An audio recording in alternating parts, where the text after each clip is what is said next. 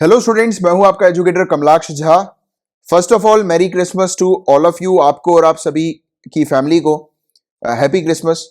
और इस क्रिसमस के दिन सेंटा क्लॉज आए और आप लोगों को ब्लेसिंग देकर जाए कि अगले साल जो है वो आप जिस भी एग्जाम में बैठ रहे हो वो एग्जाम आपका क्लियर हो जाए। तो ये मेरी ऐसी दुआ है आप सभी लोगों के लिए। एंड 25 दिसंबर 2020 का ये लेक्चर आप लोग देख रहे हैं। अब इस लेक्चर की अपन बात कर लेते हैं, पढ़ाई कर लेते हैं, क्योंकि हर साल क्रिसमस आएगा, बट एक बार जब आप एग्जाम क्लियर कर लोगे तो हर दिन जो है वो आप क्रिसमस और हर फेस्टिवल मनाओगे, क्योंकि आपका एग्जाम क्लियर करने के बाद आप जिस पोजीशन पर जाओगे उस पोजीशन के पर जाने के बाद हर दिन आपके फेस्टिवल होंगे। तो इसलिए अभी फेस्टिवल वगैरह पे फैमिली के साथ बैठकर डिनर कर लो, बहुत है। फिर अपनी सिर्फ तैयारी करो, ये इंपॉर्टेंट है, राइट। जब तक सिलेक्शन नहीं हो जाता लगे रहो। 25 दिसंबर 2020 का ये लेक्चर है गाइज। यहाँ पर प्रीलिम्स और मेंस दोनों पॉइंट ऑफ व्यू से मैं आप लोग की न्यूज कवर कराता हूं। आज की जो टॉपिक्स आप लोग देखेंगे वो ये हैं, जीएस पेपर 2 और पेपर 3 के टॉपिक्स हैं जो अपन डिस्कस करेंगे। एंड गाइज, अगर आप पहली बार इस चैनल पर आए हैं तो मैं आप लोग को बता दूं कि इस चैनल पर मैं डेली बेसिस पर आपकी तैयारी करवाता हूं। और आप सिविल सर्विसेज की अगर तैयारी कर रहे हैं तो आपके लिए मैंडेटरी है इस चैनल को तुरंत सब्सक्राइब करना और बेल आइकन पे हिट करना। और रेगुलरली जो लेक्चर्स आ रहे हैं उनको आपको फॉलो करना है। और लेक्चर्स के दौरान जो भी मैं आपको इंस्ट्रक्शंस दे रहा हूं उनको आपको ईमानदारी से फॉलो करना है। अगर आप ऐसा करेंगे 100% गारंटी आपका सिलेक्शन होगा, क्योंकि यहाँ पे जो टॉपिक्स मैं आपके कवर कराता हूँ इस क्लास में डेली जो आपकी आती है, तो इन टॉपिक्स के बाहर का आपसे और कुछ सिविल सर्विसेज में पूछा नहीं जाएगा। करंट अफेयर्स के लिए फुल फ्लेज तैयारी करवाता हूं और क्लेम करके तैयारी करवाता हूं। आप क्लेम को मेरे देख सकते हैं, नीचे डिस्क्रिप्शन पर आपको प्रूफ मिल जाएंगे कि मैं जो टॉपिक्स आपके कवर कराता हूं उन्हीं से रिलेटेड क्वेश्चन आते हैं। यूपीएससी सिविल सर्विसेज 2020 एग्जाम के 1 से 1.5 साल पहले जितने भी टॉपिक्स कवर कराए उन्हीं से रिलेटेड क्वेश्चन पूछे गए। यूपीपीसीएस 2020 के एग्जाम के 1 से 1.5 साल पहले जितने भी टॉपिक कवर कराए पूरे के पूरे वहां पर आए हैं। आप बकायदा देखिए, प्रूफ आपको मिल जाएगा नीचे डिस्क्रिप्शन पर, प्रूफ की लिंक दी हुई है, आप देखिएगा और रेगुलरली फॉलो करिए, क्योंकि यहां पर एक तो सभी सोर्सेज से न्यूज को कवर करते हैं, तो इसलिए कोई चिंता करने की बात नहीं है आपको कि कहां से पढ़ना है कहां से नहीं पढ़ना है। एक बार लेक्चर को पूरा देख रहे हो उसके बाद करंट अफेयर्स के लिए चिंता करना भूल जाओ। जो भी जनरल स्टडीज के टॉपिक है अपने वो प्रिपेयर करो। करंट अफेयर्स की पूरी तैयारी आपकी एक रेगुलरली जो एक सिंगल क्लास आती है उससे हो जाएगी और आपको आपका सिलेक्शन होगा, उससे बाहर का और कुछ नहीं आएगा, क्योंकि सिलेक्टिव टॉपिक्स यहां पर मैं आपके कवर कराता हूं जो कि एग्जाम में आपके पूछे जाएंगे और पूरे टॉपिक्स कवर कराए जाते हैं, राइट। तो इसका मतलब ये नहीं कि कुछ चीज छोड़ी जाती, पूरे टॉपिक्स होते हैं जिससे कि कुछ चीज छूटने की गुंजाइश होती नहीं है यहाँ पे, ठीक है। और हर चीज कवर करवाई जाती है। और मंथली पीडीएफ पेड पैकेज अगर आपको लेना है तो इसकी फीस काफी कम है। मिनिमम 100 रुपीज पर मंथ की फीस में आप पीडीएफ पैकेज को ले सकते हैं, जहां पर आपको ये जो चीजें आपको दिखाई दे रही है लिखी हुई, डेली लेक्चर्स की PDF, handout notes, weekly compilation की पीडीएफ, मंथली मैगजीन, ये सब कुछ आपको मिलता है मात्र 100 रुपीज पर मंथ की फीस पर। ऑफर भी चल रहा है, अगर आप एक साथ पूरे साल की फीस पे करते हैं 2021 की, यानी कि जनवरी 2021 से लेकर दिसंबर 2021 की अगर आप फीस पे करते हैं तो आपके लिए फ्री में एमसीक्यू की पीडीएफ आपको प्रोवाइड की जाती है, यानी कि प्रैक्टिस क्वेश्चंस की पीडीएफ आपको दी जाती है, जिसमें मिनिमम 150 क्वेश्चंस होते हैं आपकी प्रैक्टिस करने के लिए। करंट अफेयर्स के क्वेश्चन होते हैं और मंथली आपको दी जाती है, यानी कि जिस महीने के करंट अफेयर्स आते हैं उसी से रिलेटेड ये क्वेश्चंस आपके पास प्रोवाइड किए जाते हैं, राइट। तो ये ऑफर के अंदर है और अगर आपको ये ऑफर नहीं चाहिए तो पर मंथ के हिसाब से आप ले सकते हैं। और अलग से अगर आपको एमसीक्यू चाहिए तो 50 रुपीज इसकी फीस है हर महीने की, यानी कि जिस भी महीने का आप चाहिए उस महीने के एमसीक्यू बैंक जो है वो ले सकते हैं, जिसमें मिनिमम 150 क्वेश्चंस तो आपको मिलते ही मिलते हैं। और पेड पैकेज कैसा होता है इसका अगर आपको सैंपल देखना है तो नीचे डिस्क्रिप्शन पर सैंपल वीडियो है, और इससे रिलेटेड प्रॉपर और जानकारी चाहिए तो और भी वीडियो बनाए हुए हैं नीचे, तो आप देख सकते हैं, ठीक है। डिस्क्रिप्शन पर आपको वीडियोस की लिंक मिल जाएगी। और कैसे इसको आपको ज्वाइन करना है तो ये पूरी चीज लिखी हुई है, इसको फॉलो करिए और आप ज्वाइन कर सकते हैं। और अगर फिर भी कुछ चीज समझ में नहीं आ रही तो आप मुझे मैसेज कर देना, फेसबुक पर मैं हूं कमलाक्ष झा के नाम से, मैसेज कर दीजिएगा। जो भी पूछना है पेड पैकेज से रिलेटेड या करंट अफेयर से रिलेटेड पूछ सकते हैं आप। और अगर आप फेसबुक पर नहीं है कोई बात नहीं, ये मेरा नंबर है, सेव कर लीजिए 9713282838। याद रहे कॉल मत कीजिएगा, कॉल अटेंड नहीं किए जाएंगे। एसएमएस के थ्रू या टेलीग्राम पर मैसेज करके आप उससे पूछ सकते हैं जो भी आपको पूछना है, ठीक है। मेरा रिप्लाई आपके पास विद इन 24 आ जाएगा। और अगर आप टेलीग्राम पर है तो नीचे डिस्क्रिप्शन पर टेलीग्राम की अपनी लिंक दी गई है चैनल की, टेलीग्राम के चैनल की और डिस्कशन ग्रुप की, उसको भी आप ज्वाइन कर सकते हैं। और अगले महीने से लाइव क्यूज आपको मिलेगा, लाइव क्यूज की आपको प्रैक्टिस करवाई जाएगी। हालांकि अभी दिसंबर में फ्री में चल रहा है लाइव क्यूज आप लोगों के लिए, और बाकी जनवरी 2021 से ये चार्जेबल हो जाएगा। आप जो है वो ज्वाइन का बटन दबा के सपोर्ट कर सकते हैं चैनल को, और उस सपोर्ट करने के चलते आपको लाइव क्यूज जो है वो मिलेगा, ठीक है। ₹59 पर मंथ मात्र इसकी फीस होगी लाइव क्विज की, और उसमें लाइव क्विज के अलावा आपको पीडीएफ भी प्रोवाइड की जाएगी लाइव क्विज की, और मिनिमम 200 क्वेश्चंस आपके यहाँ पर लाइव क्विज में कवर करवाए जाएंगे। तो आप ये कर सकते हैं, ठीक है। तो चलो अब समय ना वेस्ट करते हुए फटाक से अपन लेक्चर को शुरू। गाइज यहां पर अपन जानेंगे कि वैक्सीन को लेकर गांव क्षेत्र में रहने वाले जो लोग हैं उनका क्या मानना है। तो इसको समझते हैं हम लोग। एक सर्वे अभी कंडक्ट हुआ है, कोविड-19 vaccine and rural India survey. ये कंडक्ट किया गया है गांव कनेक्शन के द्वारा, जो कि एक रूरल मीडिया प्लेटफॉर्म है। और इस पर्टिकुलर सर्वे में क्या क्या चीज पाई गई, तो बताया जा रहा है कि आधे से कम लोग यानी कि लगभग 44% लोग वैक्सीन के लिए पे करना चाहते हैं, यानी कि वैक्सीन खरीद के लेना चाहते हैं, और 36% लोगों का कहना है कि वो पैसे नहीं देंगे वैक्सीन के लिए, राइट। क्योंकि अफोर्डेबिलिटी एक बड़ी प्रॉब्लम है रूरल इंडिया के अंदर। मतलब लोग जो है उनके पास इतनी कमाई नहीं है कि वो अफोर्ड कर सके वैक्सीन। एक्चुअली में उन लोगों को कहा गया था कि अगर वैक्सीन 500 रुपए की मिलती है एक वैक्सीन, या 1000 रुपए के 2 वैक्सीन के डोज मिलते हैं, तो वो ले पाएंगे कि नहीं ले पाएंगे। तो 36% लोगों ने तो साफ मना कर दिया, 44% लोगों ने फिर भी कहा कि वो ले सकते हैं, राइट। बट बाकी कुछ लोगों का मानना यह है, यानी कि लगभग अगर 33% से ज्यादा लोग जो है जब उनसे पूछा गया तो उन्होंने कहा कि उनके जो बुजुर्ग पेरेंट्स हैं उनको पहले वैक्सीन ये देने पर काम करेंगे, यानी कि उनके लिए वैक्सीन पहले खरीदेंगे ये। इसके अलावा 43.5% लोगों का कहना है कि सबसे पहले वैक्सीन डॉक्टर्स और नर्सेस को दी जाए। तो देखिए कितनी बेहतरीन चीज है, इंडिया के अंदर लोगों के बीच में कितनी अच्छी अंडरस्टैंडिंग है कि लोग खुद जो है वो बोल रहे हैं कि पहले जो फ्रंट लाइन वर्कर्स जो है, डॉक्टर्स और नर्सेस जो है, उनको दी जाए वैक्सीन। तो ये बहुत ही अच्छी बात है। एथिक्स पॉइंट ऑफ व्यू से भी ये टॉपिक आपके लिए काफी इंपॉर्टेंट है। आप इस प्रकार की चीज लिख सकते हैं कि इस सर्वे के अकॉर्डिंग लोगों की जब अंडरस्टैंडिंग समझ में आई, सामने पता लगा, तो लोगों का मानना है कि हाँ डॉक्टर और नर्सेस को दी जाए।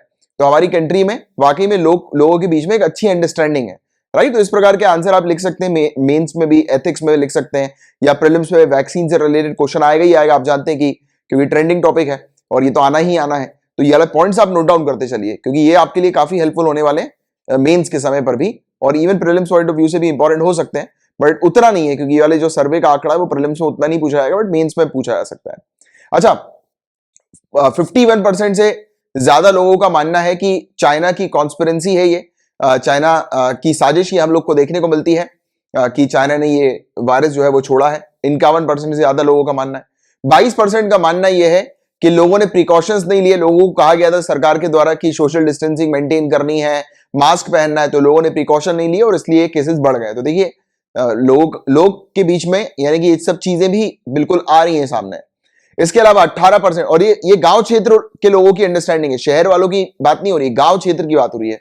तो आप इसको मतलब ओवरऑल की तरह मत लीजिएगा, सिर्फ गांव क्षेत्र के में लोगों की अंडरस्टैंडिंग आप समझिए, राइट। कितनी अच्छी अंडरस्टैंडिंग दिखाई जा रही है। अच्छा, इसके अलावा 18% लोगों का मानना है कि सरकार का फेलियर है, कि सरकार ने प्रॉपर काम नहीं किया, जिसके कारण जो ये चीज हुई है सामने, यानी कि कोरोना वायरस के केसेस बढ़ गए हैं। अच्छा, इसके अलावा कोविड-19 ने लोगों के, रूरल इंडिया में रहने वाले जो लोग हैं, उनकी फूड हैबिट्स भी चेंज कर दी है। लगभग 70% से ज्यादा लोग जो हैं वो ये कह रहे हैं कि उन्होंने बाहर का खाना खाना बंद कर दिया टोटली, और 33% से ज्यादा लोग ज्यादा सब्जियां खा रहे हैं, वेजिटेबल्स खा रहे हैं अपनी इम्यूनिटी को बूस्ट करने के लिए, और 30% से ज्यादा लोगों ने फ्रूट्स वगैरह खाना शुरू कर दिया है। तो ये वाली चीज यहां पर बताई गई है। तो ये कुछ बेसिक सी चीजें हैं सर्वे के अंदर सामने आई हैं, जिसको आप मेंस में उपयोग करेंगे। काफी इंपॉर्टेंट चीजें हैं ये देखने को मिली हैं, स्पेशली अंडरस्टैंडिंग कि रूरल इंडिया के अंदर किस प्रकार की अंडरस्टैंडिंग है लोगों के बीच में, उसको आप बेहतरीन तरीके से इन डेटास का उपयोग करते हुए लिख सकते हैं, राइट। गाइज यहां पर प्रीलिम्स पॉइंट ऑफ व्यू से आपको दो चीजें मेनली याद रखनी है। एक तो लीजन ऑफ मेरिट, ये जो एक पुरस्कार है, याद रखिएगा, यूनाइटेड स्टेट्स के प्रेसिडेंट देते हैं ये पुरस्कार। अभी ये पुरस्कार अवार्ड हमारे ऑनरेबल प्राइम मिनिस्टर को मिला है। यूनाइटेड स्टेट्स के प्रेसिडेंट डोनाल्ड ट्रंप ने ये दिया है, और यूनाइटेड स्टेट्स का हाईएस्ट मिलिट्री अवार्ड के तौर पर ये हमें देखने को मिलता है, Legion of Merit, degree chief commander. तो ये हमारे ऑनरेबल प्राइम मिनिस्टर को मिला है, और हमारे ऑनरेबल प्राइम मिनिस्टर के अलावा ऑस्ट्रेलिया और जापानीज प्राइम मिनिस्टर को भी ये अवार्ड मिला है। ऑस्ट्रेलिया के प्राइम मिनिस्टर स्कॉट मॉरिसन और जापानीज प्राइम मिनिस्टर शिंजो एब, इनको भी ये अवार्ड जो है वो मिला है, राइट, लीजन ऑफ मेरिट। तो ये चीज आप लोग को थोड़ी सी ध्यान में रखनी है। और पहले भी हमारे दो इंडियन को ये अवार्ड दिया गया है। Field marshal KM. करियप्पा 1950 में इनको ये अवार्ड मिला है, और जनरल एस.एम. श्री नागेश, इनको 1955 में ये अवार्ड मिला है। तो अगर ऐसा question by chance statement wise आ जाए कि पहली बार ये अवार्ड इंडिया के अंदर हमारे ऑनरेबल प्राइम मिनिस्टर को दिया गया है, तो वो स्टेटमेंट गलत है, इससे पहले भी 2 बार दिया जा चुका है। और हाईएस्ट मिलिट्री ऑनर के तौर पर ये हम लोग को देखने को मिलता है यूनाइटेड स्टेट्स की तरफ से, राइट। और ये अवार्ड जो है वो 1943 से दिया जा रहा है, प्रेस्टिजियस अवार्ड है, यूनाइटेड स्टेट्स के प्रेसिडेंट ये अवार्ड देते हैं। और मतलब टिपिकल तौर पर ये अवार्ड हेड ऑफ स्टेट को यानी कि प्रेसिडेंट को या फिर हेड ऑफ गवर्नमेंट को यानी कि प्राइम मिनिस्टर को दिया जाता है कंट्रीज के, राइट। तो ये एक बेसिक इंफॉर्मेशन, बेसिक फैक्ट है जिसको आपको पता होना चाहिए। सिर्फ इतनी सी चीज याद रखो, इससे बाहर का और कुछ नहीं आया। गाइस, यूनाइटेड स्टेट्स ने एक नया कानून पास किया है, तिब्बतियन के सपोर्ट में ये कानून है और उस पर इस कानून की काफी ज्यादा प्रशंसा की जा रही है तिब्बतियंस के द्वारा। जो तिब्बतियंस ऑल ओवर द वर्ल्ड, जो तिब्बतियन इन एग्जाइल जिसको अपन कहते हैं, जो तिब्बतियंस all over the world settled हैं आज की डेट में, क्योंकि उनको फोर्सफुली तिब्बत से निकाला गया था चाइना के द्वारा। तो आज की डेट में अलग अलग जगह पर हम लोग को देखने को मिलते हैं, बट उनका मेनली टारगेट यही होता है सभी तिब्बतियंस का कि ये तिब्बत जो क्षेत्र है जिस पर चाइना ने कब्जा किया था, तो इस क्षेत्र को जो है वो पूरी तरह से ऑटोनॉमी दे दी जाए, यानी कि पूरी तरह से सेपरेट कर दिया जाए इस क्षेत्र को चाइना से। तो उस पर ये काम करते हैं। और जो भी तिब्बतियंस हैं उनके राइट्स जो हैं, उनके अधिकार जो हैं, उनके ऊपर जो है वो मिलकर काम करते हैं सभी। तो उनकी एक पार्लियामेंट भी है, इवन पता है तिब्बतियंस इन एग्जाइल की पार्लियामेंट है। इस टॉपिक को मैं आप लोग को पढ़ा चुका हूं। ये 24 नवंबर को इस टॉपिक को अपन ने डिस्कस किया था, पिछले महीने की बात है। तो जिन स्टूडेंट्स ने ये वाला टॉपिक नहीं देखा, पहले इस टॉपिक को देख लो फिर इस टॉपिक पे आना, क्योंकि अगर आप पहले इस टॉपिक को देखोगे तब जाकर आपके दिमाग में एक अच्छी क्लैरिटी हो जाएगी ये तिब्बतियन इन एग्जाइल के बारे में, और आपको पता लगेगा कि एग्जैक्टली कि तिब्बतियंस जो है वो आज की डेट में किस प्रकार से कार्य कर रहे हैं, राइट। यानी कि इस तिब्बत क्षेत्र जो हम लोग को चाइना का देखने को मिलता है, तो उस जगह पर जो चाइना ने जो अधिकार जमा के रखा हुआ है, तो उसको बेसिकली फ्रीडम प्रोवाइड कराने के लिए किस प्रकार से ये काम कर रहे हैं। और स्पेशली इनका जो कार्य होता है वो ये होता है कि ऑल ओवर द वर्ल्ड जितने भी तिब्बतियंस हैं उनको किसी प्रकार की परेशानी नहीं होनी चाहिए, राइट। तो ये एक बार आप जरूर देख लेना इस टॉपिक को। मैंने आपको ये टॉपिक पढ़ाया था 24 नवंबर को। आपके पास अगर इस लेक्चर की पीडीएफ आती होगी तो आप सिंपली यहां पर क्लिक कर देना, इस नंबर पर 1818 पर क्लिक कर देना, तो आपके सामने यहीं से यानी कि ये वाला टॉपिक जो है वो 24 नवंबर का यहीं से ओपन होगा, राइट। और जिन स्टूडेंट्स के पास पीडीएफ नहीं आती, कोई बात नहीं, आप यूट्यूब का जो ऊपर सर्च कॉलम है ना, वहां पर लिखना 24 नवंबर 2020, उसके आगे मेरा नाम लिख देना कमलाक्ष, स्पेलिंग सही लिखना। तो जो भी अपना सर्च लिस्ट में पहला वीडियो आएगा वो यही वाला होगा, अपना 24 नवंबर का वीडियो। इस वीडियो के 18 मिनट 18 सेकंड पे आप जाएंगे तो ये टॉपिक आपका ओपन हो जाएगा। इस टॉपिक को पहले देख लो, पूरी चीज मैंने इस टॉपिक के अंदर आपको डिटेल में एक्सप्लेन करी हुई है तिब्बतियन इन एग्जाइल के बारे में। और यहां पर तो कुछ नोट्स में कुछ मतलब चीजें नहीं लिखी हुई हैं, यानी कि ज्यादा डिटेल में नहीं दिया हुआ है, इन शॉर्ट इस नोट्स में लिखा हुआ है आप लोगों के लिए, बट प्रॉपर तरीके से डिटेल में आप लोग को यहां पर समझाया हुआ है। और जिन स्टूडेंट्स के पास नवंबर की मैगजीन है, आप ये वाला टॉपिक को अपनी मैगजीन पर भी देख सकते हैं। 24 नवंबर पर पूरा टॉपिक जो है वो आप लोग को मिल जाएगा, राइट। तो इसको जरूर देख लेना, डिटेल में मैंने एक्सप्लेन किया हुआ है, तब जाकर ये टॉपिक जो है वो आप लोग को अभी वाला समझ में आएगा। करंट अफेयर्स ये जो होता है ना, करंट अफेयर्स के काफी सारे टॉपिक्स ऐसे होते हैं जो प्रीवियस टॉपिक्स के साथ इंटरलिंक करते हैं, राइट। और ये तिब्बतियन ये पार्लियामेंट इन एग्जाइल जो है ये ऑटोमेटिकली एक जनरल स्टडीज का भी एक टॉपिक है जिसको आपको ऑलरेडी पढ़ना ही है इंटरनेशनल अफेयर्स में, तो पेपर 2 के अंदर। तो ये टॉपिक आप लोग को ऑलरेडी जीएस का ही टॉपिक है, तो इसको एक्सप्लेन मैं कर चुका हूं, तो इसको आप देख लेना जरूर पहले, ठीक है। और अभी अब बात कर लेते हैं, अगर आप जाकर देखकर आ जाओ फिर ये वाला टॉपिक यहां से शुरू करना, क्योंकि तभी आपकी अंडरस्टैंडिंग डेवलप होगी। जिन स्टूडेंट्स ऑलरेडी देख लिया उनको एक अंडरस्टैंडिंग ऑलरेडी होगी। तो देखो, आप लोग को ऑलरेडी पता है इसकी ऑल ओवर द वर्ल्ड तिब्बतियंस जो है वो फैले हुए हैं, हम लोग को देखने को मिल रहा है, और वो अपने अधिकार के लिए लड़ते हैं, राइट।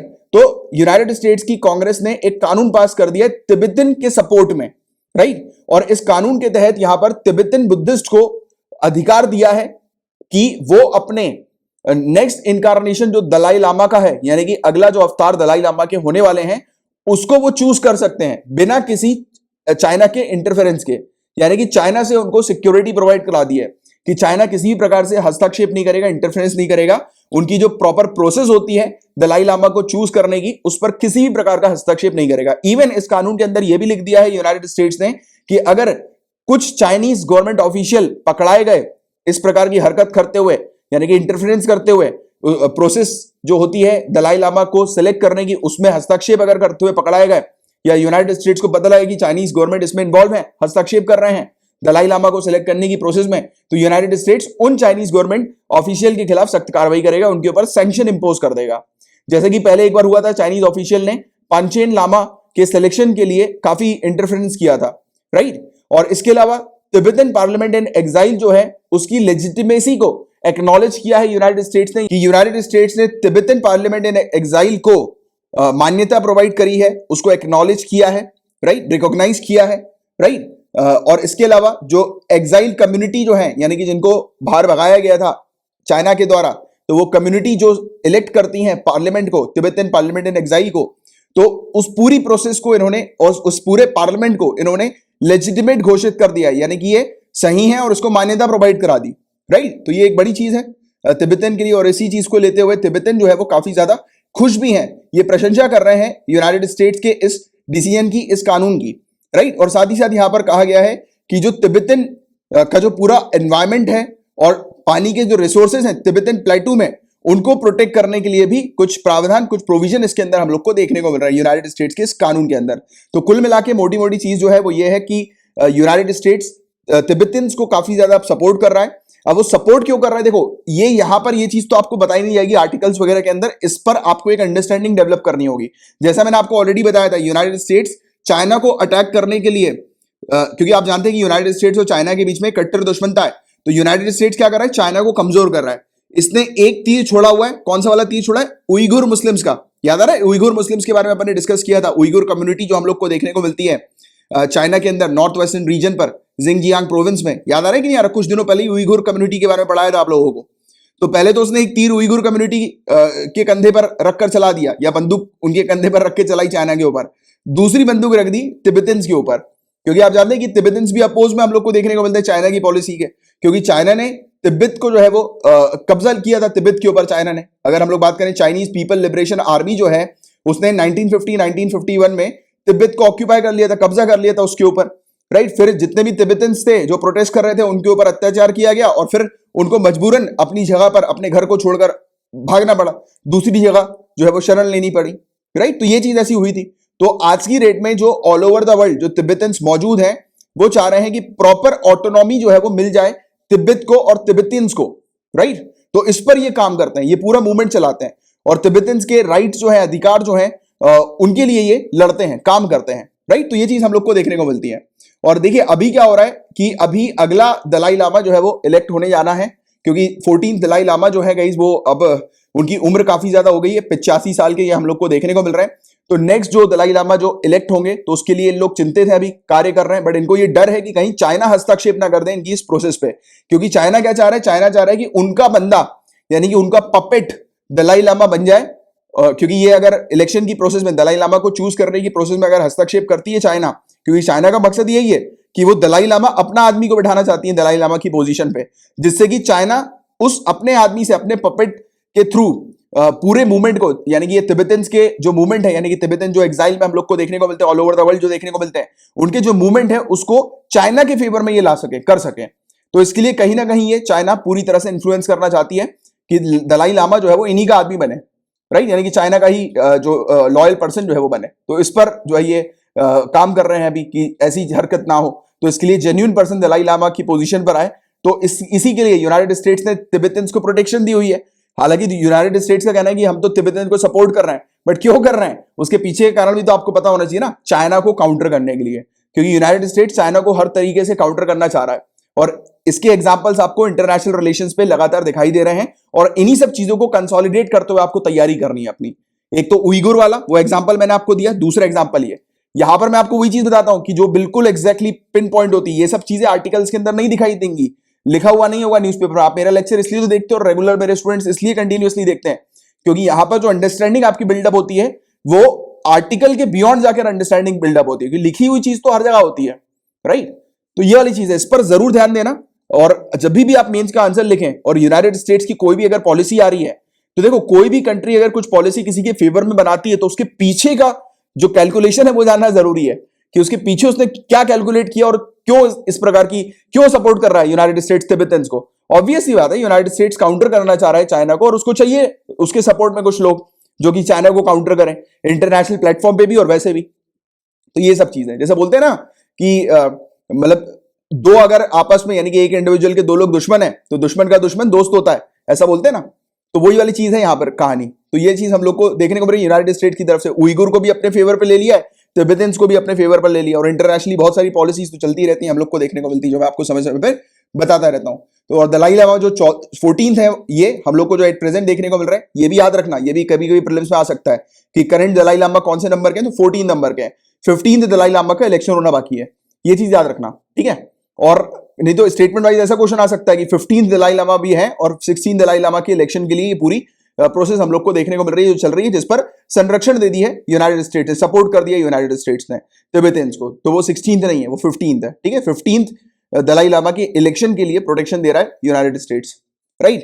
तो ये चीज है। और बाकी ये वाला टॉपिक जरूर देख लेना, इसमें पूरी इंफॉर्मेशन आप लोग को डिटेल में मिल जाएगी, ठीक है। गाइज यहां पर बात करेंगे 2 चाइल्ड पॉलिसी के बारे में। तो एक लेटेस्ट डेटा सामने आया है नेशनल फैमिली हेल्थ सर्वे 5 का।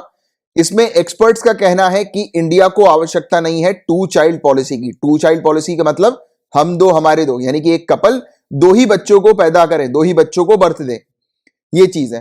तो 2 चाइल्ड पॉलिसी की इंडिया को क्यों आवश्यकता नहीं है? तो देखो आज की रेट में इंडिया के अंदर चाहे गांव क्षेत्र हो या फिर शहरी क्षेत्र हो, रूरल एरिया हो या अर्बन एरिया हो, वहां पर मॉडर्न कॉन्ट्रासेप्टिव्स का उपयोग किया जा रहा है। मॉडर्न कॉन्ट्रासेप्टिव्स यानी कि जो बर्थ कंट्रोल पिल्स होती हैं उनका उपयोग किया जा रहा है।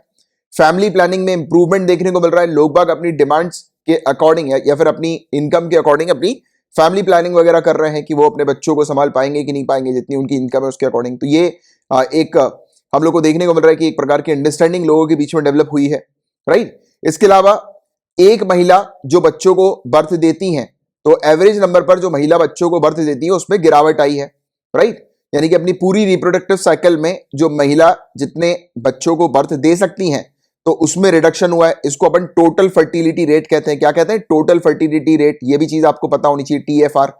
और इंडिया के अंदर 17 राज्यों में से 14 राज्यों में TFR डिक्रीज हुआ है, राइट। या तो 2.1 है या फिर उससे कम हम लोग को देखने को मिल रहा है। और एक चीज याद रखना हमेशा कि जिस भी कंट्री के अंदर 2.1 TFR होता है उस कंट्री में पॉपुलेशन स्टेबल रहती है, क्योंकि वहां पर जो महिला जिस प्रकार से बच्चों को बर्थ देती हैं तो वो एग्जैक्टली मतलब एक जनरेशन से दूसरे जनरेशन में जब बच्चे जाते हैं, यानी कि बच्चे इन द सेंस कि एक जनरेशन है कंट्री के अंदर और दूसरी जनरेशन आ रही है, तो जो दूसरी जनरेशन आती है वो पहली जनरेशन को रिप्लेस कर देती है। यानी कि नंबर्स बिल्कुल इक्वलेंट हम लोग को नजर आते हैं, सेम देखने को मिलते हैं। यानी कि ऐसा नहीं है कि मतलब एक जनरेशन के बाद दूसरी जनरेशन आई तो उसके नंबर कम हो गए, राइट। तो उससे क्या नुकसान होता है? उससे नुकसान ये होता है कि उस कंट्री के अंदर ओल्ड एज पॉपुलेशन बहुत ज्यादा हो जाती है। जैसे कि एग्जांपल के तौर पर अपन चाइना की बात करें, चाइना के अंदर 1 चाइल्ड पॉलिसी चाइना ने अडॉप्ट करी थी, हालांकि अब उसने बंद कर दी है। ये 1 चाइल्ड पॉलिसी को उसने हटा दिया है क्योंकि इसके कारण उसका बहुत बड़ा नुकसान हुआ था। ये 1 चाइल्ड पॉलिसी चाइना के लिए डिजास्टर थी। कैसे डिजास्टर थी? तो देखो चाइना के अंदर इशू क्या हुआ था, चाइना ने एक कानून लागू कर दिया था कि एक कपल एक से ज्यादा बच्चे पैदा नहीं कर सकते। अब उसमें प्रॉब्लम बताओ क्या आना शुरू हो गई। लोग जो है वो बच्चे तो पैदा कर रहे थे बट बच्चों का रजिस्ट्रेशन नहीं हो रहा था। तो उसके कारण क्या हो रहा था, काफी सारे ऐसे सिटीजन्स पाए गए चाइना के अंदर जिनका कोई रिकॉर्ड ही नहीं, क्योंकि बर्थ रजिस्ट्रेशन से ही पूरी चीज पूरा रिकॉर्ड जो है वो बनता है। अब वो रिकॉर्ड ही नहीं, ये बड़ी एक दिक्कत आना शुरू हो गई चाइना के अंदर। तो अब रिकॉर्ड नहीं होने के कारण चाइना के अंदर क्या प्रॉब्लम हो रही थी, लोगों को एक तो पॉलिसीज वगैरह प्रोवाइड कराने पर प्रॉब्लम हो रही थी, क्योंकि लोगों को पॉलिसीज नहीं मिल रही थी कुछ भी। और ये एक कंट्री के लिए काफी डेंजरस है, अगर उस कंट्री के अंदर जो पॉपुलेशन है ज्यादा मात्रा में अगर वो रजिस्टर्ड नहीं है तो एक बड़ी प्रॉब्लम है। अच्छा, ये तो एक प्रॉब्लम हो गई। दूसरी प्रॉब्लम क्या थी? अब देखो क्या होता है कि एक कंट्री के अंदर जैसे मान लेते हैं कि 1 चाइल्ड पॉलिसी अच्छे से चाइना ने अडॉप्ट की भी थी, काफी सारे मतलब ये तो कुछ चुनिंदा केसेस की मैं आपसे बात कर रहा हूं कि लोगों ने रजिस्ट्रेशन वगैरह नहीं कराए थे अपने बच्चों के, क्योंकि उनको दिखाना नहीं था कि उन्होंने एक से ज्यादा बच्चे पैदा किए। क्योंकि चाइना के अंदर बहुत स्ट्रिक्ट रूल्स रेगुलेशंस आप लोग को नजर आते हैं और बहुत ही मतलब जैसे कि अगर कोई भी इंसान चाइना के अंदर रूल्स रेगुलेशन का उल्लंघन करता है तो उसके खिलाफ सख्त कार्रवाई की जाती है। बहुत बुरी स्थिति में हम लोग को इस प्रकार की चीजें देखने को मिलती है चाइना के अंदर। अच्छा, मैं आपसे बात कर रहा था कि प्रॉब्लम एग्जैक्टली क्या होती है। तो एग्जैक्टली प्रॉब्लम होती है उस कंट्री के अंदर ओल्ड एज पॉपुलेशन ज्यादा नजर आती है, यानी कि बुजुर्ग लोग ज्यादा दिखाई देते हैं। अब जब किसी कंट्री के अंदर बुजुर्ग लोग हैं तो उस कंट्री का नुकसान होता है। कैसे नुकसान होता है? जैसे कि आप खुद ही जानते हैं कि बुजुर्ग लोग हैं वो वर्कफोर्स में कंट्रीब्यूट नहीं कर पाते हैं। अब वर्कफोर्स में कंट्रीब्यूट अगर नहीं कर पा रहे हैं तो मतलब कंट्री की इकोनॉमी नहीं डेवलप हो पाएगी, क्योंकि अल्टीमेटली कंट्री के अंदर इकोनॉमी जनरेट करने वाली पॉपुलेशन कौन सी होती है? वो पॉपुलेशन जो वर्कफोर्स में कंट्रीब्यूट कर सकती है, right. But old age person workforce में कंट्रीब्यूट नहीं करते हैं। और इवन ओल्ड एज पर्सन के लिए वेरियस स्कीम्स फैसिलिटीज जो है वो प्रोवाइड करानी होती है सरकार को, राइट, एक कंट्री को। अब सरकार जब ओल्ड एज पॉपुलेशन के लिए वेरियस स्कीम्स वगैरह में पैसा लगाएगी, और सरकार के पास पैसा कहां से आता है? सरकार के पास पैसा आता है टैक्सेस से। तो प्रॉब्लम क्या होती है, जो लोग कमा रहे होते हैं, यानी कि जो वर्कफोर्स पॉपुलेशन है, जो युवा जो कमा रहे हैं, उनके ऊपर टैक्स का बर्डन बहुत ज्यादा हो जाता है, तो वो भी दुखी होते हैं, सरकार भी दुखी होती है, ओवरऑल कंट्री का डेवलपमेंट ग्रोथ नहीं हो पाता। तो ये एक मेजर इशू हम लोग को देखने को मिलता है। इसके अलावा और भी बड़ी प्रॉब्लम है, जैसे कि अगर हम लोग मतलब इसी की वन चाइल्ड पॉलिसी की क्रिटिसिज्म की बात करें, तो इसमें इंडिया के पॉइंट ऑफ व्यू से अगर देखा जाए तो इंडिया का पास्ट महिलाओं को लेकर काफी खराब रहा है, आप जानते हैं।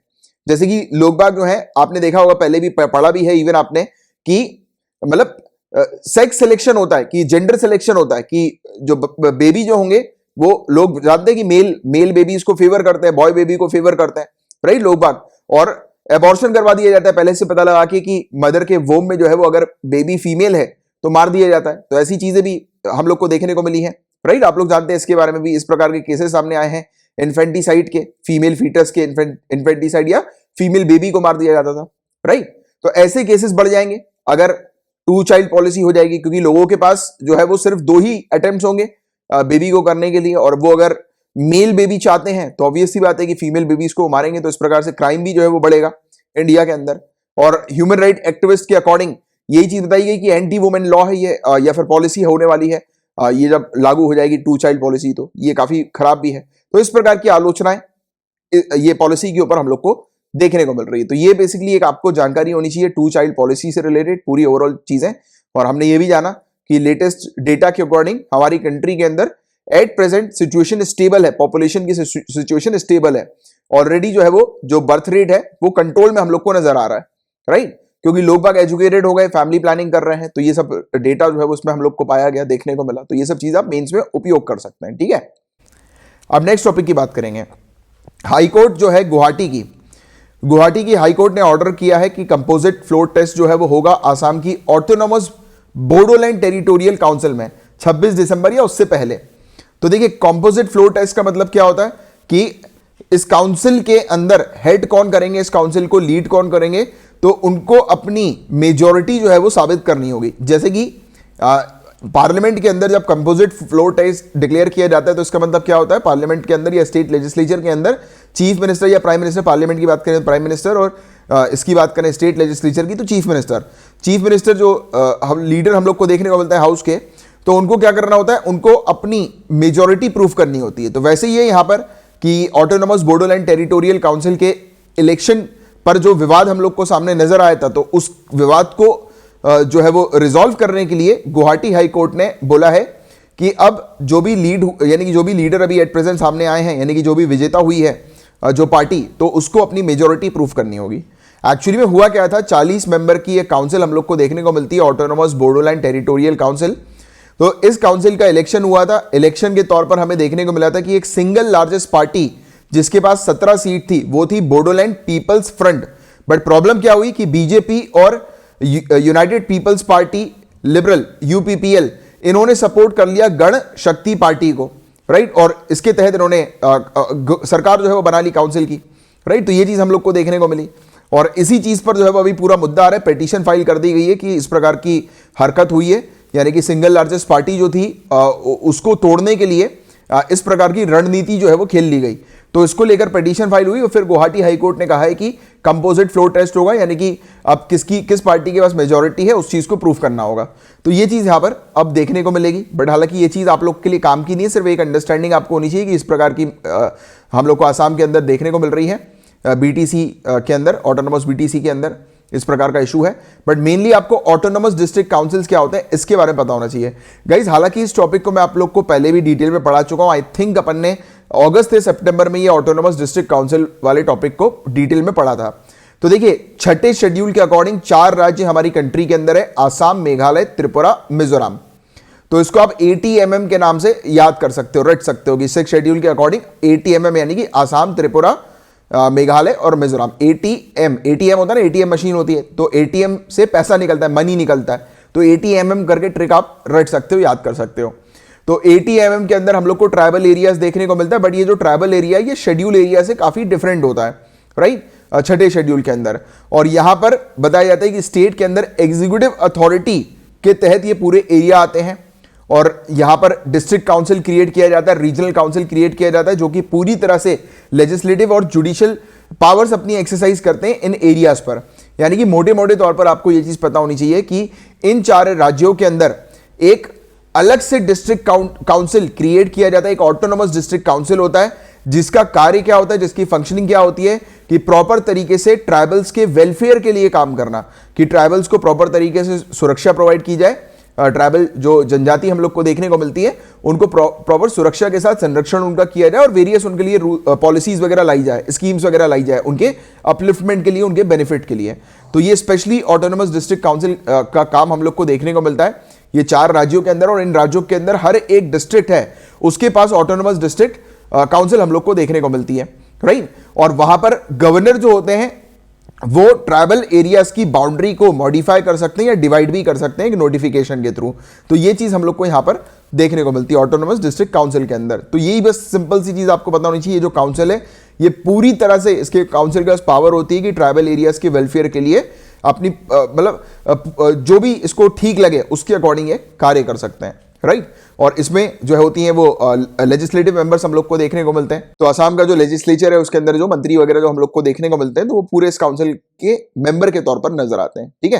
तो ये वाली चीज है, तो उसी को लेकर जो है वो अभी इशू हम लोग को देखने को मिला है।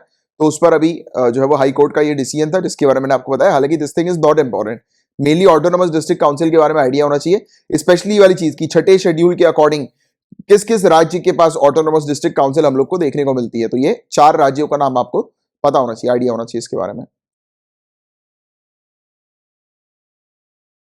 अब बात करेंगे फ्रूट्स पोर्टल के बारे में, right. Fruits portal land records के लिए हम लोग को देखने को मिल रहा है। फ्रूट्स का फुल फॉर्म है farmer registration and unified beneficiary information system, right. ये फ्रूट्स का फुल फॉर्म है। ये पोर्टल है, पोर्टल यानी कि एक वेबसाइट हम लोग को देखने को मिल रही है। ये वेबसाइट है फ्रूट्स की।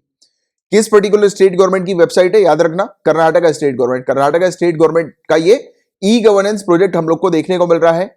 इस पोर्टल, इस वेबसाइट की मदद से बताया जा रहा है कि फार्मर्स जो हैं उनकी जो जमीन है उसकी डिटेल्स इसमें ऐड की जाएगी और इस पोर्टल को भूमि पोर्टल के साथ इंटीग्रेट किया जा रहा है।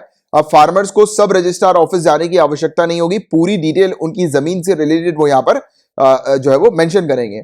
अब इससे फायदा क्या होगा इस पोर्टल से, तो देखो इस पोर्टल के तहत सभी फार्मर्स को एफआईडी नंबर दिया जाएगा। जो भी फार्मर अपनी जमीन यहां पर रजिस्टर कराते हैं इस पोर्टल पे, इस वेबसाइट पे, तो उनको एफआईडी नंबर दिया जाएगा।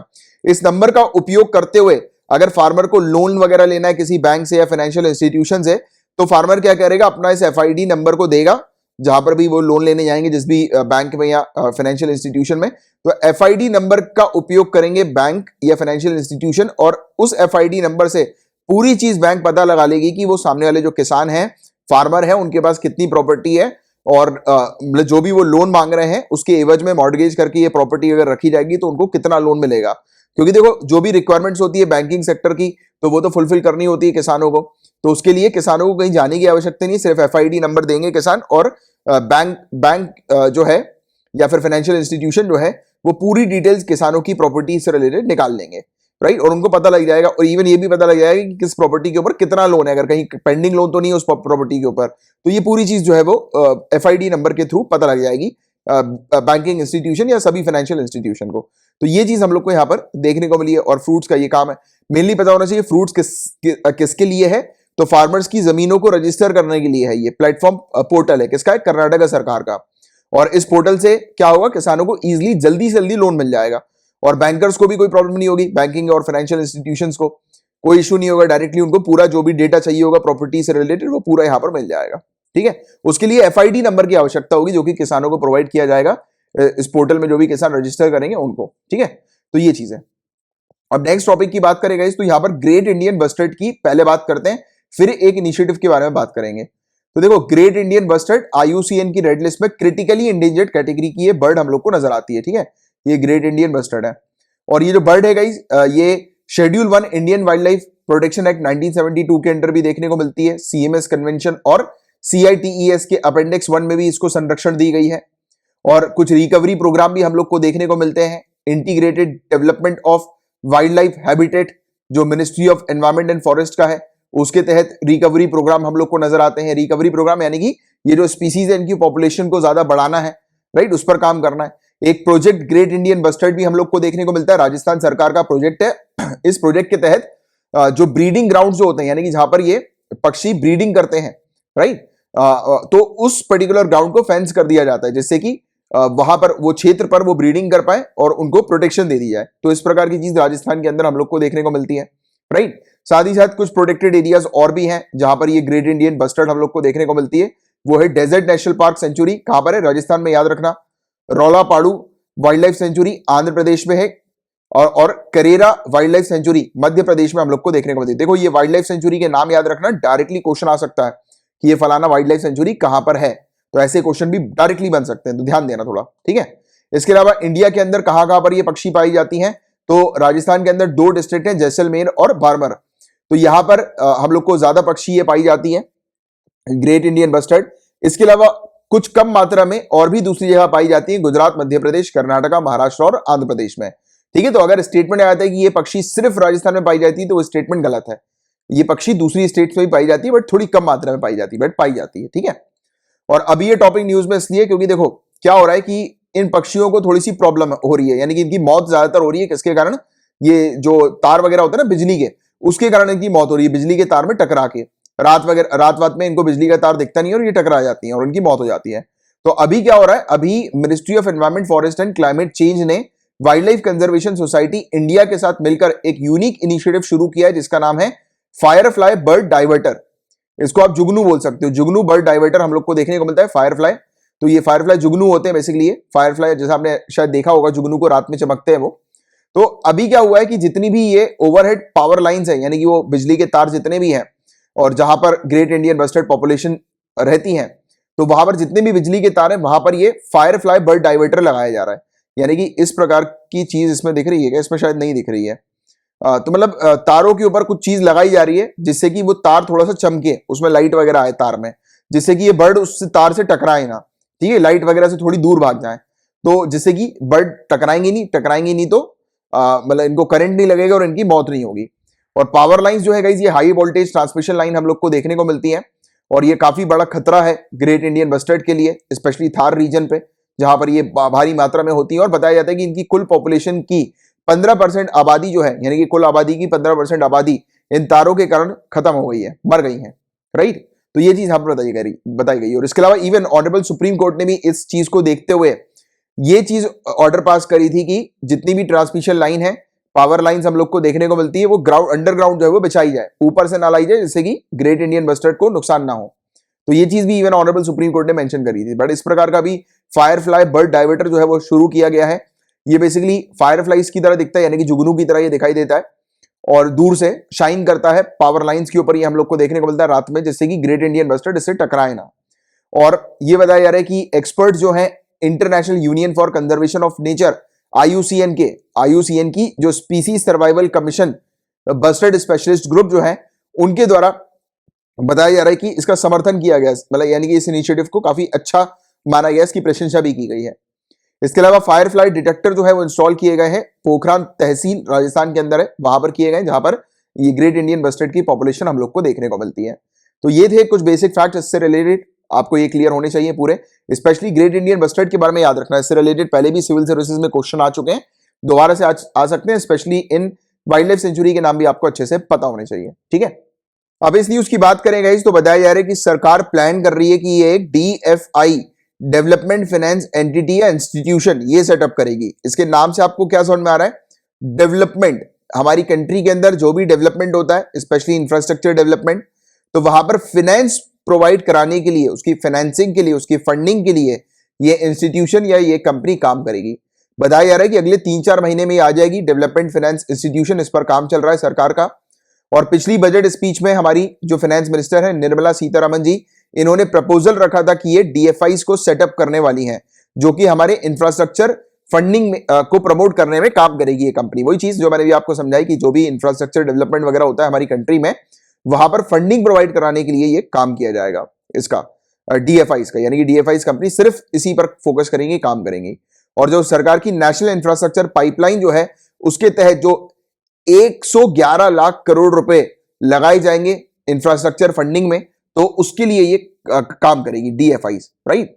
तो डीएफआईज एनआईपी, नेशनल इंफ्रास्ट्रक्चर पाइपलाइन, तो इस प्रोजेक्ट को कंप्लीट करने के ऊपर काम करेगी डीएफआई, ठीक है। और नेशनल इंफ्रास्ट्रक्चर पाइपलाइन टॉपिक के बारे में मैंने आप लोग को डिटेल में एक्सप्लेन किया हुआ है।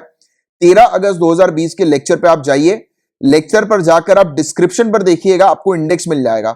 आप इंडेक्स में देख लीजिएगा कि नेशनल इंफ्रास्ट्रक्चर पाइपलाइन जो है वो कितने मिनट पे शुरू हो रहा है। तो उस वहां पर आप क्लिक करेंगे, जैसे कि अभी इस वीडियो को अगर आप देख रहे होंगे तो वीडियो के आप डिस्क्रिप्शन पर देखिए, आपको बाकायदा पूरा इंडेक्स जो है वो लिखा हुआ आएगा कि कौन सा टॉपिक कितने मिनट पे शुरू हो रहा है। तो अगर आप उस मिनट के आगे क्लिक कर देंगे तो आपके सामने जो लेक्चर है वो वही वाले टॉपिक पे शुरू हो जाएगा जो टॉपिक आपको देखना है। ठीक है, तो नेशनल इंफ्रास्ट्रक्चर पाइपलाइन का टॉपिक आपको मिल जाएगा 13 अगस्त के लेक्चर के डिस्क्रिप्शन पर देख लीजिएगा। तो उसमें आपको पूरी जानकारी आपको मिल जाएगी ये इसमें एनआईपी के बारे में। और इंडिया के अंदर पहले भी पता है डीएफआईज रह चुकी हैं। ये इस प्रकार की जो कंपनी है जो कि स्पेशली फोकस करती है कि हमारी कंट्री के अंदर कहां कहां पर इंफ्रास्ट्रक्चर प्रोजेक्ट्स में फंडिंग करनी है, तो उसके लिए ये काम करती हैं। तो ये ऑलरेडी पहले रह चुकी हैं। ये हम लोग को देखने को मिलता है कि इनका रोल सिर्फ फाइनेंस का नहीं था, बल्कि और भी ह्यूज इनका रोल था, डेवलपमेंटल रोल था इनका, यानी कि कंट्री में डेवलपमेंट के लिए इन्होंने काफी काम किया था पहले भी।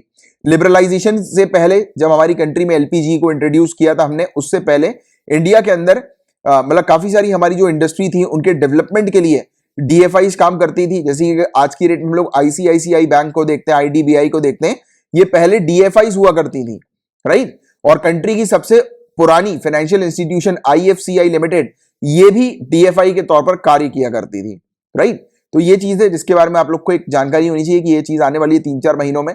फिर जब ये आएगी तब इससे रिलेटेड और कुछ इंपॉर्टेंट एडिशनल पॉइंट्स होंगे तो वो मैं आपको बता दूंगा। अभी के लिए सिर्फ इतनी चीज आपको ध्यान में रखनी है। और ये जरूर देख लेना नेशनल इंफ्रास्ट्रक्चर पाइपलाइन, जो मैंने डिटेल में आप लोग को पढ़ाया हुआ है 13 अगस्त के लेक्चर में। अब देखिएगा, इस न्यूज को समझाने से पहले मेन जो आप लोगों के एग्जाम के लिए काम की चीज है वो है कोड ऑन वेजेस एक्ट, वेतन संहिता अधिनियम। इसके बारे में अपन पढ़ेंगे पहले, ठीक है। फिर न्यूज में क्या है वो समझते हैं। हालांकि न्यूज में जो चीज आई है that is not important, mainly आपके लिए जो काम की चीज है वो ये है, इसको अपन पहले देख लेते हैं। तो देखिए गाइस, इस टॉपिक को हालांकि पहले भी मैं आपको पढ़ा चुका हूं, बट काफी टाइम हो गया इसको पढ़ाए हुए, तो एक बार और दोबारा से रिवाइज करवा देता हूं और जिन भी स्टूडेंट नहीं पढ़ा है उनको भी पता लग जाएगा। तो 4 लेबर लॉज, कौन से labour laws? Payment of wages act 1936, minimum wages act 1948, payment of bonus act 1965, equal remuneration act 1976। ये 4 लेबर लॉज को एक बनाया जा रहा है कोड ऑन वेजेस एक्ट में। यानी कि code on wages act amalgamation कर रहा है इन 4 लेबर लॉज का, राइट। ये समाहित किया जा रहा है इन 4 कानूनों को एक में। और इसमें मेनली फोकस किसके ऊपर किया जा रहा है? फोकस किया जा रहा है कि मिनिमम वेजेस, हर जगह हमारी कंट्री में वर्कर्स को मिनिमम वेजेस मिलना चाहिए। यानी कि एक minimum amount, minimum salary, minimum wages तो मिलना ही चाहिए सभी वर्कर्स को, और टाइम पर उनको पेमेंट मिलनी चाहिए। तो सबसे मेन इंपॉर्टेंट चीज ये रखी गई है, राइट। और इंश्योर किया जाए, ये कानून जो है वो इंश्योर करता है कि राइट टू सस्टेनेंस सभी वर्कर्स के लिए इंश्योर करता है। राइट टू सस्टेनेंस का मतलब क्या हुआ कि सस्टेन तरीके से वर्कर्स अपने लाइवलीहुड को अर्न कर पाए।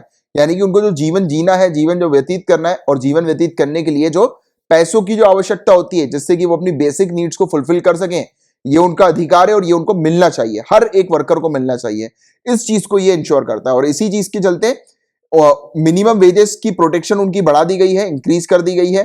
पहले 40% वर्कर्स को ही मिनिमम वेजेस की प्रोटेक्शन मिलती थी, अब पूरे सभी वर्कफोर्स को, सभी वर्कर्स को हमारी कंट्री के अंदर मिनिमम वेजेस प्रोवाइड किया जाएगा। स्टैट्यूटरी फ्लोर वेजेस का कंसेप्ट भी इंट्रोड्यूस किया गया मिनिमम लिविंग कंडीशन के बेस पर, और क्वालिटेटिव लिविंग कंडीशन को एक्सटेंड किया गया सभी वर्कर्स के लिए कि सभी वर्कर्स एक अच्छा जीवन व्यतीत कर पाए, अपनी लाइवलीहुड को सस्टेन कर सके, और मिनिमम अमाउंट जो उनकी बेसिक नीड्स को फुलफिल करने के लिए जिसकी आवश्यकता होनी चाहिए वो उनको मिल सके। और मिनिमम वेजेस जो है वो फिक्स किए जाए, सेंट्रल गवर्नमेंट उसको फिक्स करेगी। और ज्योग्राफिकल एरिया के आधार पर 3 कैटेगरी में मिनिमम वेजेस को डिवाइड किया जाएगा। 3 कैटेगरी ये कौन सी है? Metropolitan area, non metropolitan area और रूरल एरिया, राइट। यानी कि 3 कैटेगरी इस प्रकार से डिवाइड की गई क्योंकि वो हर जगह पे खर्चे पानी अलग होते हैं रहने का। जैसे कि कुछ एरिया ऐसे होते हैं हमारी कंट्री में जहां पर रेंट वगैरह काफी कम लगता है, राइट, जहां पर बेसिक नीड्स के सामान काफी सस्ते में भी मिल जाता है, राइट, उसमें ज्यादा कोई खर्चे वगैरह नहीं होते। बट वहीं अगर आप दूसरी सिटी में चले जाओ, जैसे दिल्ली, मुंबई, इतना महंगे शहर है, वहां पर रहने के लिए रेंट भी बहुत महंगा देना पड़ता है। और छोटी सिटी में रेंट वगैरह उतना नहीं देना पड़ता, गांव क्षेत्रों में तो और भी सस्ते में पूरा जीवन अच्छा व्यतीत हो जाता है, वहां पर ज्यादा कोई खर्चे पानी हम लोग को नहीं देखने को मिलता है। तो इस तरीके से खर्चों को देखते हुए, एक्सपेंडिचर को देखते हुए 3 कैटेगरीज में डिवाइड किया हुआ है मिनिमम वेजेस की। जैसे कि अगर मेट्रोपॉलिटन एरिया पे लोग रह रहे होंगे, राइट, तो जो वर्कर्स है मेट्रोपॉलिटन एरिया के, वहां पर मिनिमम वेजेस थोड़े से ज्यादा होंगे as compare to rural areas के वर्कर्स, राइट। तो ये वाली चीज है, इस प्रकार से आपको समझनी है। और वेजेस के अंदर क्या क्या आता है, वेजेस के अंदर आती है सैलरी, अलाउंसेस या कोई भी ऐसा कंपोनेंट जो कि मॉनेटरी टर्म्स पे नजर आता है, यानी कि पैसे पाई पे जो नजर आता है। इसके अलावा क्या क्या चीजें वेजेस के अंदर इंक्लूडेड नहीं है, बोनस बोनस नहीं इंक्लूडेड है, ट्रैवल अलाउंसेस नहीं इंक्लूडेड है, या फिर और कोई दूसरी चीजें वो इंक्लूडेड नहीं है वेजेस में। और मिनिमम मतलब वेजेस में पूरा पूरा पैसा जो वर्कर के हाथ में दिया जाता है उसको वेजेस कहा जाएगा। एम्प्लॉयर ये नहीं कह सकता कि मैं आपके आने जाने के खर्चे बियर कर रहा हूं तो वो आपकी सैलरी से कटेगा, नहीं। मिनिमम वेजेस का मतलब जो सरकार सेट करेगी उतना तो हर एक एम्प्लॉयर को, एम्प्लॉय को देना पड़ेगा, वर्कर को देना पड़ेगा। मिनिमम वेजेस का कॉन्सेप्ट फॉरेन कंट्री में काफी अच्छे से हम लोग को देखने को मिलता है और आप जानते भी हैं, जैसे कि हर घंटे का पे होता है। जैसे कि अगर आप यूएसए में, कनाडा में जाकर काम करेंगे या दूसरी कोई कंट्री के अंदर अगर आप जाकर काम करेंगे तो वहां पर मिनिमम वेजेस होता है, पर घंटे के हिसाब से पूरी वेजेस जो है मिनिमम वेजेस फिक्स हो जाते हैं कि उससे कम तो देना ही नहीं है, ठीक है। तो ये चीज हम लोग को नजर आती है। तो वैसे ही कुछ यूनिवर्सलाइजेशन का मतलब वेजेस को लेकर कॉन्सेप्ट जो है वो इंडिया के अंदर इंट्रोड्यूस किया जा रहा है, राइट। और मिनिमम वेजेस जो डिसाइड किए जाएंगे वो किसके द्वारा, सेंट्रल और स्टेट के द्वारा डिसाइड किए जाएंगे, बट वो फ्लोर वेज से ज्यादा ही होने चाहिए।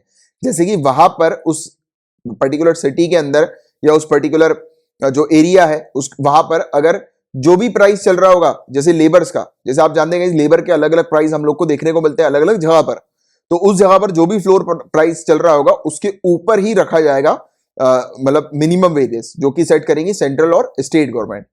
और पेमेंट जो होंगे वेजेस के वो किसमें दिए जाएंगे, कॉइन्स में, करेंसी नोट पे, चेक के थ्रू, डायरेक्ट बैंक में ट्रांसफर किए जा सकते हैं, इलेक्ट्रॉनिक मोड के थ्रू ट्रांसफर किए जा सकते हैं। और वेजेस का पीरियड भी फिक्स होगा एम्प्लॉयर के द्वारा, डेली वेजेस हो सकते हैं, वीकली हो सकते हैं, फोर्टनाइटली वेजेस यानी कि 15 दिन में या फिर महीने भर में हो सकते हैं। तो ये चीज हम लोग को देखने को मिल रही है, राइट। इसके आगे एडवाइजरी बोर्ड भी होगी, सेंट्रल और स्टेट गवर्नमेंट एक एडवाइजरी बोर्ड सेटअप करेंगे। एडवाइजरी बोर्ड के नाम से ही आपको समझ में आ जाना चाहिए कि इस बोर्ड का काम क्या होगा, एडवाइस देने का होगा। तो सेंट्रल एडवाइजरी बोर्ड जो होगी वो उसके अंदर एम्प्लॉयर्स होंगे, एम्प्लॉयज होंगे, और मतलब जितने एम्प्लॉयर्स होंगे उतने ही एम्प्लॉय होंगे जो कि रिप्रेजेंट करेंगे। देखो एम्प्लॉयज जो होंगे यहाँ पर तो वो बेसिकली लीडर होंगे, जैसे यूनियन लीडर आप देखते हो ना कि सभी लेबर्स के या एक फैक्ट्री के अंदर आप देखते हो कि यूनियन लीडर होता है, पूरी फैक्ट्री के जो लेबर्स वगैरह जो होते हैं, वर्कर्स जो होते हैं, उनका एक लीडर होता है, राइट। तो ये चीज, तो वैसे ही जो एम्प्लॉयज के बिहाफ में एम्प्लॉयज यहां पर होंगे, यानी कि एम्प्लॉयज के इंटरेस्ट के लिए जो बैठेंगे, जो बात करेंगे, और एम्प्लॉयर्स के इंटरेस्ट के लिए कुछ लोग बैठेंगे एम्प्लॉयर्स की तरफ से, जो कि एम्प्लॉयर के इंटरेस्ट के बारे में यहां पर बात करेंगे सेंट्रल एडवाइजरी बोर्ड के अंदर। एक इंडिपेंडेंट पर्सन भी इसमें होगा, 5 रिप्रेजेंटेटिव होंगे यहां पर राज्य सरकार के हम लोग को देखने को मिलेंगे, ये सेंट्रल एडवाइजरी बोर्ड के अंदर होंगे, राइट। और स्टेट एडवाइजरी बोर्ड के अंदर कौन लोग होंगे, एम्प्लॉयर, एम्प्लॉइज, इंडिपेंडेंट पर्सन हम लोग को देखने को मिलेंगे। और दोनों ही बोर्ड के अंदर 1/3 जो है पोजीशन महिला की होनी चाहिए, यानी कि 1/3 मेंबर जो होनी चाहिए वो महिला होनी चाहिए। और बोर्ड क्या करेगा, एडवाइस देगा वेरियस इश्यूज, वेरियस मुद्दे पर, जैसे कि मिनिमम वेजेस कितना फिक्स करना है, एम्प्लॉयमेंट अपॉर्चुनिटीज महिलाओं के लिए कितनी बढ़ानी है, तो उस पर ये चर्चा करेंगे। और भी दूसरी चीजें जिस पर एडवाइजरी बोर्ड का काम एडवाइस देने का होगा सरकार को, राइट। तो ये चीज है। और अभी ये टॉपिक न्यूज में इसलिए आया क्योंकि काफी सारी इंडस्ट्री बॉडीज हम लोग को देखने को मिलती है, जिनमें से सीआईआई भी है और एफआईसीसीआई भी है।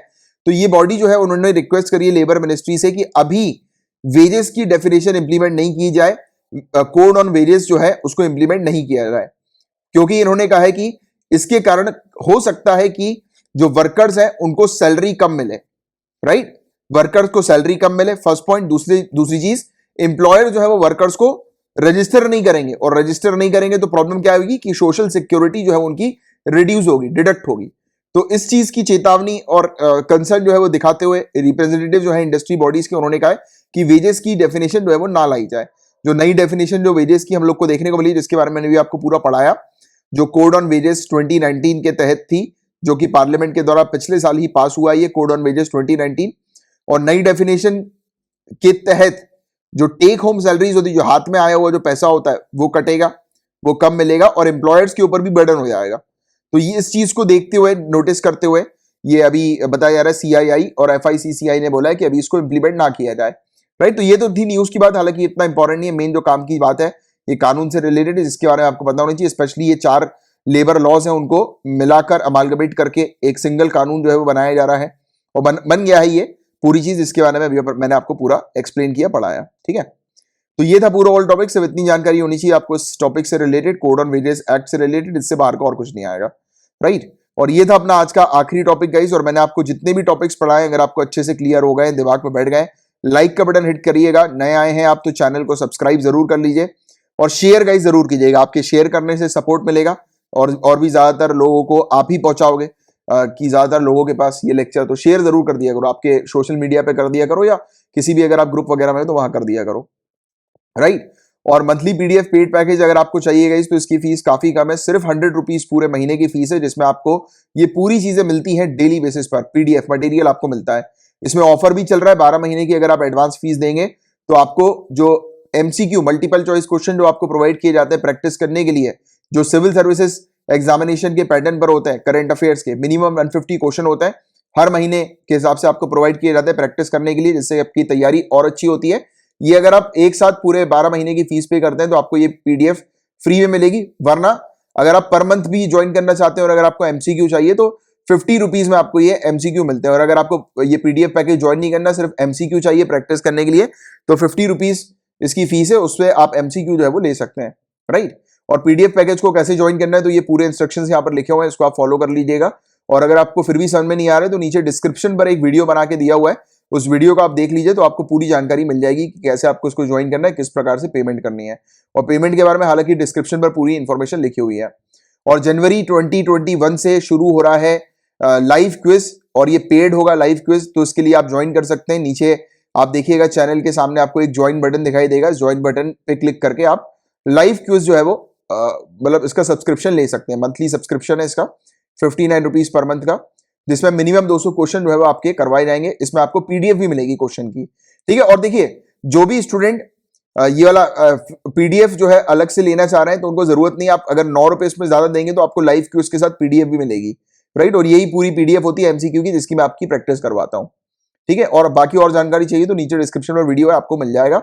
फिर भी अगर कुछ समझ में नहीं आ रहा है तो फेसबुक पर मुझे मैसेज करके पूछ सकते हैं। फेसबुक पर मैं हूँ, ये मेरा नाम है कमलाक्ष झा, इसी नाम से मैं फेसबुक पर हूँ, पूछ लीजिएगा।